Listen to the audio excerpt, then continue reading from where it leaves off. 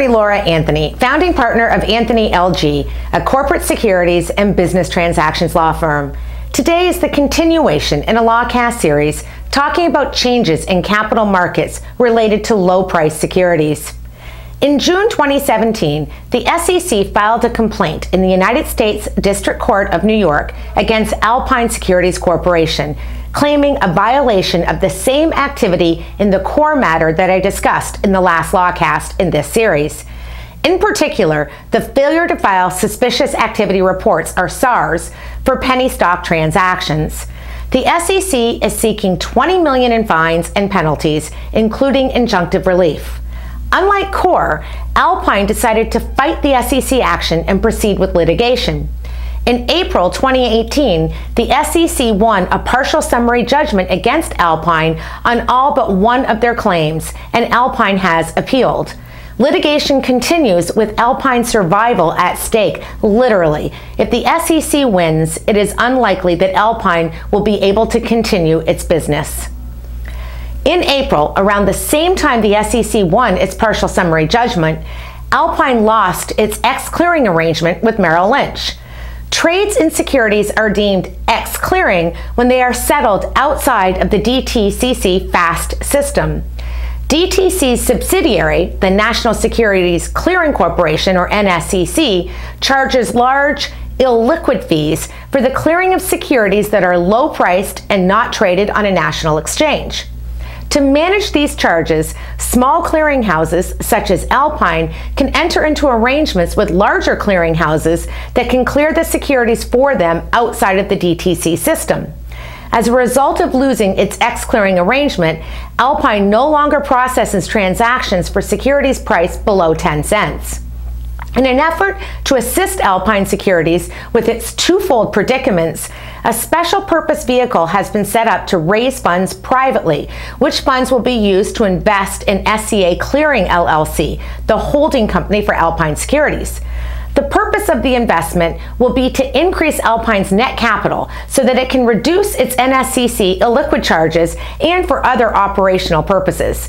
Although I have no direct knowledge of the status of the private offering, I find it difficult to imagine that investors will invest in light of the risk imposed by the SEC litigation. I've written a lot on blockchain, cryptocurrencies, and my belief that a change in capital markets is inevitable.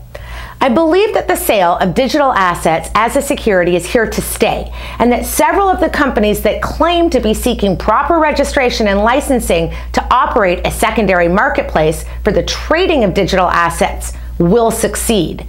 FINRA is actively working with broker-dealers and licensed ATSs to figure out the operations, compliance, and regulatory aspects of an operational exchange.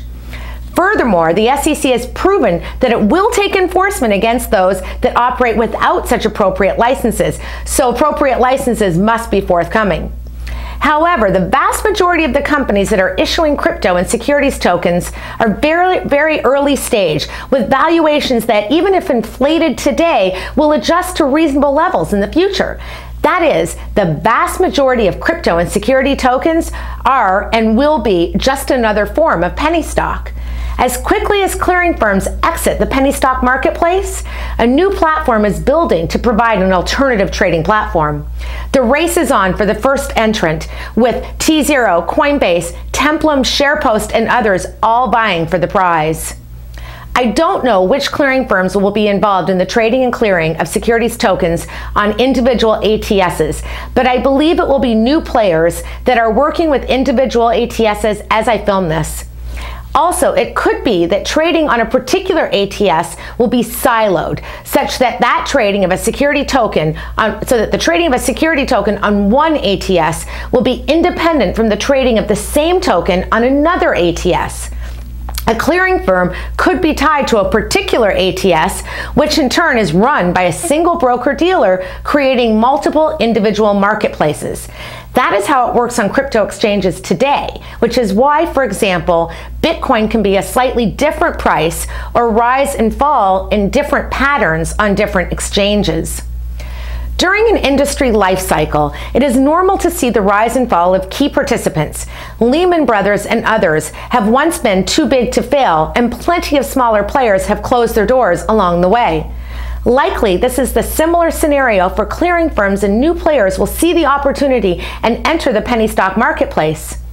OTC Markets is invariably working hard to help its customers and their stockholders have the ability to gain liquidity. With the rise of alternative markets, it will be interesting to see the changes that take place over the next few years. I'm securities attorney Laura Anthony, founding partner of Anthony LG and producer of LawCast. Should you have any questions about today's topic, please visit securitieslawblog.com and lawcast.com or contact me directly. Inquiries of a technical nature are always encouraged.